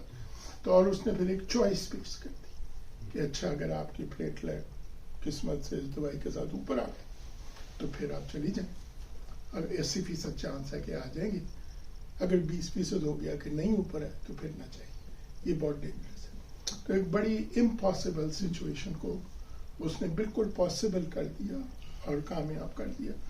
تو میرا خیال ہے ایک تو یہ چیز میرے ذہن میں اس سے آتی ہے. پہلی بات تو یہ کہ دو چیزیں ہوتی ہیں, ایک ہوتی ہے کوالٹی آف لائف, ایک ہوتی ہے کوانٹٹی آف لائف. تو ایک تو بات یہ ہے کہ اگر کوانٹٹی آف لائف کا ایشو ہو تو میرے خیال میں بزرگوں کو کہہ دینا چاہیے کہ یہ صحیح نہیں ہے. تو بالکل اس میں میرے خیال میں ایک لائن باؤنڈری ہے, ریڈ لائن ہے کہ کوانٹٹی اور یہ نہیں کہ آپ ان کو کس طرح روکے تو لیٹ ہر ڈائی اور لیٹ ہم ڈائی, یہ نہیں. تو یہ میرے خیال میں ایک امپورٹنٹ لائن ہے. کوالٹی آف لائف کے اوپر جب معاملہ آئے تو میرا خیال ہے کہ آپ کو دیکھنا چاہیے میری کوالٹی آف لائف اور ان کی کوالٹی آف لائف. تو اگر آپ کو یہ چوائس آ جائے تو پھر ڈپینڈ کرتا ہے آپ کس مقام پہ ہیں. تو آپ کہہ سکتے ہیں کہ ان کی کوالٹی آف لائف میری کوالٹی آف لائف سے بہتر امپورٹنٹ ہے. جس طرح ساس لوگوں کا جھگڑا ہو گیا تو آپ ان کی کوالٹی آف لائف اور آپ کی کوالٹی آف لائف کانٹرڈکشن آ گئی ہیں. You can make an informed decision کہ بھئی میں اپنی کوالٹی آف لائف پہ اس کو ترجیح دے. تو یہ میرے خیال کے اندر ایک. اور تیسرا یہ کہ ہمیشہ سیکنڈ تھاٹ دے. جس طرح سب کچھ ہو گیا, میرے آفس سے چلی گئیں, صحیح بات تو یہ ہے کہ میرا دماغ بھی بہت گرم ہو گیا کہ یہ کیا بکواس ہے. پہلے آپ نے مجھ سے پوچھے بغیر طب نبوی شروع کر دی, اس کے بعد اس نے آپ کو نقصان پہنچا دیا. اب آپ کہہ رہے ہیں میں عمرہ کر کے جاؤں گی اور میں آسمان پہ مر جاؤں گی, اس سے میری شہادت کا درجہ مل جائے گا. بالکل. مگر اگر میں نے ان کو سیکنڈ تھرڈ انالائز کرتا رہا تو گھر آ کے میں نے کہا ہو سکتا ہے میں ہی غلط ہوں, کوئی اور اس کا حل ہو. تو میں نے پھر جب اوپینین لیا تو میں نے اپنے دوست جو کہ اس کا کام ہی یہ تھا, اس نے اس کو اور ہی طرح سے انالائز کر دیا. تو میرا خیال ہے اگر آپ رختگی سے نہ کرنے سے پہلے سیکنڈ اوپینین, خاص طور پہ اگر کوئی آپ سے زیادہ سمجھدار بندہ موجود ہے جس طرح میڈیسن میں یا جس طرح کسی اور جگہ میں, تو سیکنڈ اوپینین لینے میں یا کسی اور بندے کو انالائز کرنے میں کوئی الجھن نہیں ہے. اور کئی دفعہ مسائل کا حل نکل آتا ہے جس طرح اس میں نکل آیا. اور میں نے ایک اور بندے کو انوالو کیا جو کہ صحیح معنوں میں مجھ سے زیادہ سمجھدار تھا ان چیزوں میں اور ان چیزوں کو سمجھتا تھا. تو اس نے بالکل ہی ایک اور ہی اینگل سے یہ ساری چیزیں انالائز کر دی جو کہ ریٹرو ایکٹیولی بالکل صحیح تھی. مسئلہ یہ نہیں تھا, مسئلہ یہی تھا کہ عمرہ کتنا اہم ہے ان کے لیے. مسئلہ یہ نہیں تھا کہ پلیٹلیٹ کتنے لو ہیں. اور اس نے ان کو ان کے نقطۂ نظر سے جب بریک ڈاؤن کرنا شروع کیا تو اچانک معاملے کھلنے شروع ہو گئے. تو وہی والی بات ہے کہ جو پہلے بھی کہتا ہوں, انٹیلیجنس یہ ہے کہ آپ کوئی بھی چیز کو انالائز کریں, مگر وزڈم یہ ہے کہ آپ یہ دیکھیں کہ اپنی انٹیلیجنس کو کہاں یوز کرنا ہے. تو میری یہ بات ہوگی کہ اگر تو کوالٹی آف لائف کا ایشو ہو تو میرا خیال ہے کہ بزرگوں کو بینیفٹ آف ڈاؤٹ دینا چاہیے. اگر کوانٹٹی آف لائف کا ایشو ہو تو پھر میرا خیال ہے آپ کو سچ بولنے کے علاوہ کوئی اور چارہ نہیں ہے. اور یہ باؤنڈریز آپ اپنے بچوں کے ساتھ ابھی بھی طے کر سکتے ہیں کہ بیٹا اگر کوالٹی آف لائف کا ایشو ہو تو بی آنیسٹ وتھ می, اور کوانٹٹی آف لائف کا ایشو ہو تو بی آنیسٹ وتھ می. اگر کوالٹی آف لائف کا ایشو آ جائے تو بی ایمیکیبل. اور پھر اگر بالکل ہی اختلاف کی صورت آ جائے, کوئی حل نہ نکلے, تو کم از کم میرا نقطہ نظر ہے کہ کسی اور سے مشورہ کرنے میں بالکل حرج نہیں ہے.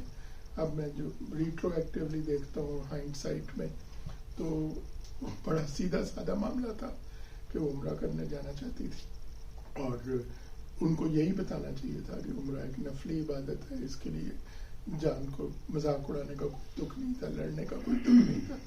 اور اسی چیز کو کسی اور بندے نے صحیح طرح ہینڈل کر لیا. تو میرا خیال ہے اگر آپ کے پاس کوئی فرینڈ ہے, کوئی ڈسکس کرنے والا بندہ ہے, تو اس میں حرج کوئی نہیں ہے کہ ان کو ایک دم انوالو کر لیا جائے. اور کئی دفعہ اختلاف نہیں ہوتا زیادہ, دوسرے کا نقطہ نظر ہے جو آپ کی سمجھ سے بالکل باہر ہوتا ہے اور آپ کو لگ رہا ہوتا ہے یہ بالکل غلط ہے اور آپ کو جھنجھلا رہے ہوتے ہیں, غصہ چڑھ رہا ہوتا ہے. تو ایک تو میں نے کہا یہ میں بات کر دوں. دوسرا میرے خیال میں اس چیز کا جو میں نے اس دن بھی کہا تھا کہ ہمارے معاشرے میں بڑے فضولیات ہیں. ہمیں اسکولوں میں پڑھائی جاتی ہے دینیات, اور اس میں یہی پڑھایا جاتا ہے اساتذہ کے حقوق, والدین کے حقوق, ہمسایوں کے حقوق, یہ وہ, مگر ہم میں سے کسی کو نہیں پڑھایا گیا والدین کے فرائض, اساتذہ کے فرائض, ہمسایوں کے فرائض, انہوں نے کیا کرنا ہے, ان کی کیا ذمہ داری ہے. تو ہم لوگ کئی دفعہ بالکل اوور ویلم ہو گئے ہیں ایک سائڈ کے اوپر, جس طرح والدین وہ بھی ہیں جو اپنے بچوں کو پیدا اس لیے کرتے ہیں کہ کام کرائیں اور ان سے پیسے بنائیں، اور بالکل ان کی پرسنالٹی کا کوئی نہیں. اسی طرح میں خود جانتا ہوں، نام لیے بغیر ہمارے اساتذہ ہیں جو کہ for lack of better word completely 2 نمبری تھے. سفارش سن کے کسی کو فرسٹ کر دیتے. میں نے بھی پاکستان اسی جنجلاہٹ میں چھوڑ دیا کہ میں نے کہا یہاں مجھے کبھی انصاف نہیں ملے گا، مجھے لیول پلینگ گراؤنڈ نہیں ملے گا. پیسے کے لیے نہیں چھوڑا، اسی لیے چھوڑا کہ مجھے لگا کہ یہ جو سارے سفارشی لوگ ہیں ہمیشہ ہی ان کو پریورٹی ملے گی. اور ہماری کلاس میں ہمارا میرٹ شروع ہوتا تھا تو ہمارا دوست تھا، ایک اور دوست تھا ناصر صدیقی، وہ محنتی تھا. ہم کہتے تھے وہاں سے میرٹ شروع ہوا. پہلی 15 پوزیشن جو ہیں وہ ساری کی ساری پروفیسروں کے بچے، میڈیکلوں کے بچے، سفارشی تھے، اور لوگوں نے فرسٹریٹ ہو کے ملک چھوڑ دیا. اب ان اساتذہ کو جب کہ ہمارا ان پہ ہاتھ پڑتا ہے، اب ان کے آگے پیچھے بیٹھنا اور کہنا سر آپ نے جو ہمیں تعلیم دی ہے اس کے لیے ہم کہیں سے کہیں پہنچ گئے ہیں، وہ میرا خیال ہے بالکل ایکڈیمک ڈس آنیسٹی ہے. اب وہ استاد جو اپنا فنکشن پہ آتے ہیں ان کے احترام میں کھڑے ہو جانا اور کہنا آپ یہاں بیٹھے ہیں، آپ یہاں بیٹھے ہیں، آپ نے ہمارا بڑا ہمیں کیا، جو میرے خیال میں ایسے نہیں ہونا چاہیے. لوگوں کو ایکچولی کانوں کو ہاتھ لگانے چاہیے کہ ہم نے ایسا سلوک کیا تھا، میرے ساتھ جو بےزتی کی ہے انہوں نے میری اپنے ملک میں بلا کے، اگر آئندہ کوئی ایسا سلوک نہ کرے. تو میرا خیال ہے کہ کچھ چیزیں جو ہیں وہ بالکل فرض ہیں. جس طرح کے جس شخص نے پورے ملک کی مستقبل تباہ کر دی ہے، سارے لوگ ملک چھوڑ کے بھاگ گئے ان کی وجہ سے، ان لوگوں کو اب آپ کہیں کہ بھئی اب ان کا ادب ضروری ہے، ان کی غلطیاں نہیں پکڑنی. اب وہ بیچارے بوڑھے ہو گئے ہیں، کئی ان میں سے 90 سال کے ہیں، مگر خدا معاف کرے انہوں نے جو باتیں کی ہوئی ہیں وہ انبیئریبل ہے. ابھی تک ہم سوچتے ہیں کہ جس طرح وہ تڑی لگاتے تھے، اسٹوڈنٹس کے کیریئر تباہ کر دیتے تھے، بچے خودکشی کر لیتے تھے. اب ان اساتذہ کو کہ ان کی عمر 90 سال ہے، ان میں سے کسی نے مسجد بنا دی ہے میڈیکل کالج میں، اب ان اساتذہ کو احتراماً کچھ نہ کہا جائے، تو میرا خیال ہے یہ تھوڑی سی غلطی ہے. میرا تو دل یہ کرتا ہے کہ جب فیس بک پہ وہ اپنی تصویر لگائیں تو سب بیک زبان کہیں کہ آپ کی وجہ سے ہزاروں لوگ مر گئے، اتنے اتنے ٹیلنٹڈ لوگوں نے ملک چھوڑ دیا، صرف آپ نے اپنے تھوڑے سے فائدہ اٹھانے کے لیے. تو ہر چیز کا ایک صحیح ہوتا ہے، ایک غلط ہوتا ہے، مگر یہ میرا ٹیک ہے. ایک تو میں نے اساتذہ کے بارے میں خیال ہے you need to call it out, اس میں تو کوئی مروت کا لوز نہیں. دوسرا میرے خیال میں اگر آپ باؤنڈریز آج ہی سیٹ کر دیں، سوری فار ٹائم، تو میں نے کہا اگر باؤنڈریز آپ آج ہی سیٹ کر دیں اپنے بچوں کے ساتھ کہ بیٹے اگر میں کسی قرآن کے معاملے پہ غلط ہوں تو مجھے آبجیکٹ کر دو، اگر میری لائف اور کوانٹٹی آف لائف کا مسئلہ ہو، مر جاؤں تو مجھے فوراً آبجیکٹ کر دو. اور یہ جو فیسینیشن ہے یہ ہماری کمیونٹی کی بس ختم ہو جانی چاہیے. یہ جو سڈن ڈیتھ کے ساتھ ایک فیسینیشن ہے ہماری جاتی ہوئی جنریشنز کی، یہ تو بڑی ایک کلپناک بات ہے، مگر یہ سچ ہے کہ یہ نہیں ہونا چاہیے. یہ تو بالکل ایک لوگوں کو بتانا چاہیے کہ sudden death is not the only thing, you actually can survive it, and if you survive it you can be a vegetable in a nursing home, you know living your worst nightmare. تو بس وہی، بہت بہت شکریہ آپ کے time کا.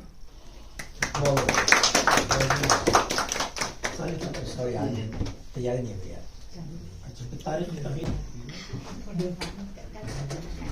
السلام علیکم. وعلیکم السلام. موضوع میں بہت ہی گنجائش ہے، اور سب سے اچھی بات یہ ہے کہ جو موضوع چنی گئی ہے وہ ہمارے حسنی بھائی نے ایک عرصے سے سوچتے جب وہ بزرگ کے اسٹیج پہ پہنچے تو انہوں نے یہ موضوع بالکل صحیح کہا، ایسے ہی. بات یہ ہے کہ اس موضوع میں اگر ہم کو غور کریں تو لفظ جو ہے وہ خطا کا ہے اور دوسرا جو ہے وہ بزرگان کا ہے. اگر ہم بزرگان کی طرف جاتے ہیں، لفظ بزرگان کی طرف، تو پھر بزرگان میں دینی بزرگان آ جاتے ہیں. دینی بزرگان میں پھر ہم چلے جاتے ہیں مثال کے طور پر بزرگان دہلی، بزرگان لاہور، بزرگان اجمیر شریف. اور اگر ہم اس کو اس طرف سے ہٹ کر کے ہم بزرگ کے معنی میں لیتے ہیں جو کہ ہمیں جس معاشرے میں ہم رہتے ہیں ہمیں تعلیم دی گئی ہے کہ ایک شخص جو سفید داڑھی سفید بال والا ہے، کمر جھک گئی ہے یا جھکنے والی ہے، اس کی طرف متوجہ کرائی جاتی ہے کہ دیکھو یہ بزرگ ہیں، ان کا خیال کرو، ان کا احترام کرو.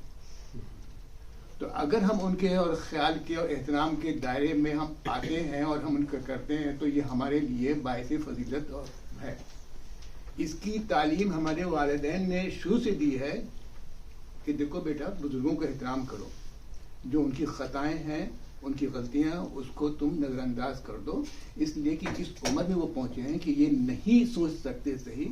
اگر تم کو برا لگتا ہے تو اس کو صبر کر جاؤ، کسی مناسب وقت میں ان کو خوبصورت طریقے سے سمجھا دو. یہ ہمیں تعلیم دی گئی تھی کہ خطائے بزرگان جو ہے وہ اس طریقے سے. ہمیں بہت خوشی ہوئی کہ ہمارے بڑے بھائی نے بہت اچھی بات کہی ہے کہ خطا ہر شخص سے ہوتی ہے اور اس کی اصلاح بھی کرنی چاہیے، لیکن ایک تہذیب کے دائرے میں. اور بہت اچھی بات ہے، یہ چیز جو ہم نے کھو دی ہے ہم لوگوں نے، خاص کر کے اس ملک میں. میں نے دیکھا ہے کہ کس بدتمیزی سے بیٹی باپ سے، یہ بیٹا باپ سے بات کرتا ہے، سمجھ گئے. تو یہ چونکہ وہ تعلیم نہیں دی گئی بچپن سے شروع سے کہ بیٹا بزرگ باپ کا بھی کوئی احترام ہوتا ہے. میرا بیٹا بعض دفعہ کچھ دیر سخت لہجے میں بات کرتا ہے تو میری بیگم ٹوک دیں گے تمہارا یہ طریقہ نہیں کہ تم اس لہجے میں بات کرو. تو یہ یہاں پہ جو ہے بات وہیں پر آتی ہے کہ خطا ہر شخص کرتا ہے، لیکن خطا کی اصلاح جو ہے ایک تہذیب کے دائرے میں ہونا چاہیے. آگے اگر ہم بات کریں گے تو جو بات ہم نے کہی کہ بوڑھوں کی بات ہے، یہ تو بوڑھوں کے متعلق بھی یہ ہے کہ احترام کی بات ہے اور احترام کرنا چاہیے. ہمارے ایک بزرگ تھے وہ جو ہمارے گھر کے تھے، انہوں نے یہی کہا تھا کہ بوڑھوں کو اپنی نظر سے نہ گراؤ، یہ گرتی ہوئی دیواریں ہیں. اور پھر میں مختصر یہاں پہ ختم کروں گا کہ ڈاکٹر عامر صاحب نے جو آخر میں مثال دی ہے وہ ایک ایسی مثال دی ہے کہ واقعی ہم کو اس پر سوچنا چاہیے اور غور کرنا چاہیے کہ ہم کہاں پہ ہیں اور ہمیں کیا کرنا چاہیے، کس طریقے سے ہمیں خطا کو جو ہے سمجھنا چاہیے کہ خطا کہاں پر ہے، کس سے ہوئی، اس کے کیا سبب ہیں وغیرہ وغیرہ. آخر میں چونکہ تیاری نہیں کی تھی اور یہیں پہ بیٹھ کر کے میں نے آپ لوگوں کی گفتگو سنی اور بہت محظوظ ہوا، تو میں ختم کرتا ہوں ایک شعر کے ساتھ. تو یہ ہے کہ کہیں چندن مہکتا ہے کہیں کیسر مہکتا ہے، کہیں چندن مہکتا ہے کہیں کیسر مہکتا ہے، یہ خوشبو ہے بزرگوں کی جو میرا گھر مہکتا ہے.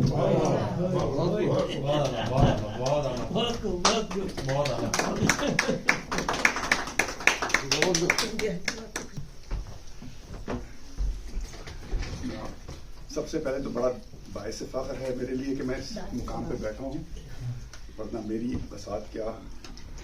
موضوع بہرحال معاشرتی زیادہ ہے، ادبی اس طرح سے کہ معاشرے کی تربیت ادب ہی کرتا ہے.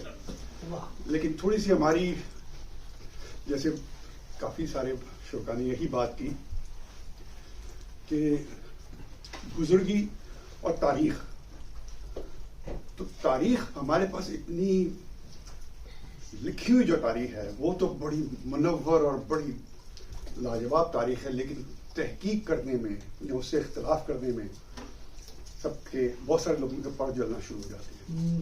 اس میں اگر آپ غور کیجئے تو معاشی پہلو بھی ہے کہ غلط روایات جو چل رہی ہیں وہ غلط ہی رہیں تو بہت سارے لوگوں کی معاش اس پہ چلتی ہے. تو مختصر یہ کہ میں ظاہر اس کے لیے میری تیاری بھی نہیں تھی اور اتفاق سے میں آیا صرف زیارت کرنے تھا، تو سب سے پہلا آنر مجھے صدارت مل گئی. اب دیکھیں یہ خطا کس سے ہوئی ہے، کیا کہتے ہیں حال لینے گئے تو جی. تو اب میری درخواست صرف اتنی رہے گی، جو میں اس چیز کا قلق رہتا ہے کہ ہم نے زندگی میں کیا جو دیکھ رہے ہیں ہم حالات اپنے دینی اعتبار سے بھی اور ہمارے علاقائی، ہم جس بر صغیر سے یا ہمارا جس جگہ سے تعلق ہے، تو ہماری تاریخ میں اسی طرح سے یہ سارا کچھ الٹ پھیر ہی ہے. اچھا، ادبی طور پہ تحریریں اور بہت سارے گفتگو شنید یا ہم لوگ بھی بیٹھتے ہیں، معافی چاہتا ہوں کہ ہم گفتگو ہماری بڑی اچھی ہے، प्रैक्टिकली। फिर वो जनाब हजरत अली का बड़ा मुख्तसर सा कौल जिंदगी बता देता है, नतीजा बताता है अमल कैसा था।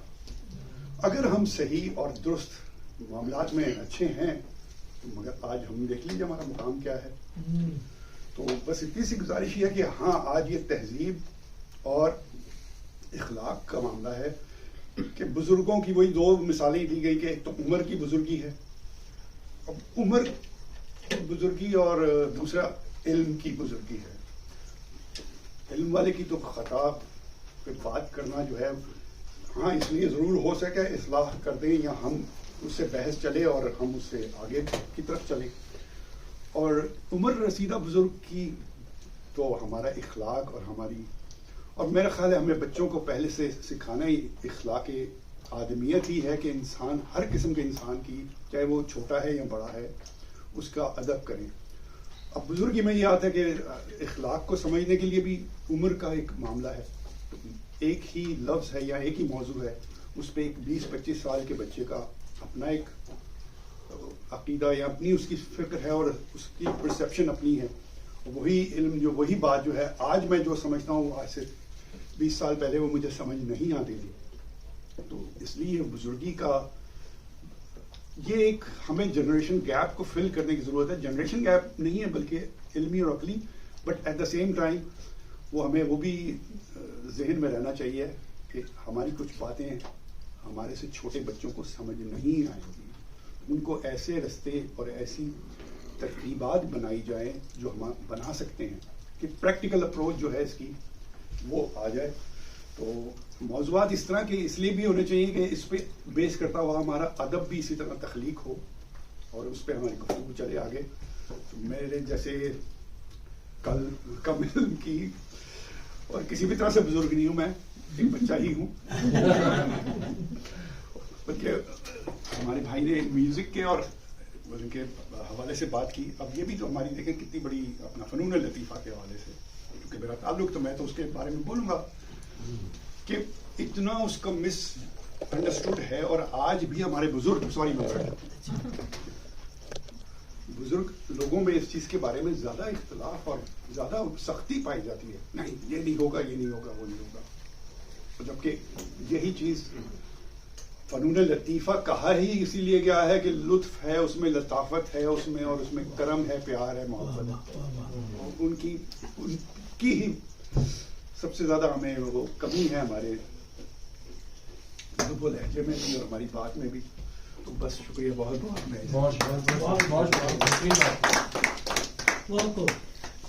हमें अगली नस्ल से कोई वो नहीं है कि